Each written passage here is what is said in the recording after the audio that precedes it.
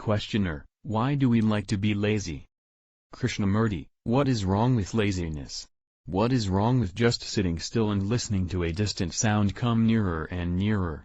Or lying in bed of a morning and watching the birds in a nearby tree, or a single leaf dancing in the breeze when all the other leaves are very still? What is wrong with that?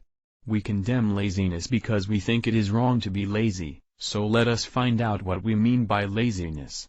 If you are feeling well and yet stay in bed after a certain hour, some people may call you lazy. If you don't want to play or study because you lack energy, or for other health reasons, that again may be called laziness by somebody. But what really is laziness? When the mind is unaware of its reactions, of its own subtle movements, such a mind is lazy, ignorant. If you can't pass examinations, if you haven't read many books and have very little information, that is not ignorance. Real ignorance is having no knowledge of yourself, no perception of how your mind works, of what your motives, your responses are. Similarly, there is laziness when the mind is asleep. And most people's minds are asleep. They are drugged by knowledge, by the scriptures, by what Shankara or somebody else has said.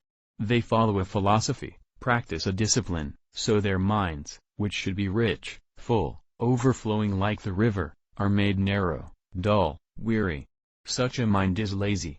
And a mind that is ambitious, that pursues a result, is not active in the true sense of the word, though it may be superficially active, pushing, working all day to get what it wants. Underneath it is heavy with despair, with frustration. So one must be very watchful to find out if one is really lazy. Don't just accept it if people tell you that you are lazy. Find out for yourself what laziness is. The man who merely accepts, rejects or imitates, the man who, being afraid, digs a little rut for himself, such a man is lazy and therefore his mind deteriorates, goes to pieces. But a man who is watchful is not lazy, even though he may often sit very quietly and observe the trees, the birds, the people, the stars and the silent river.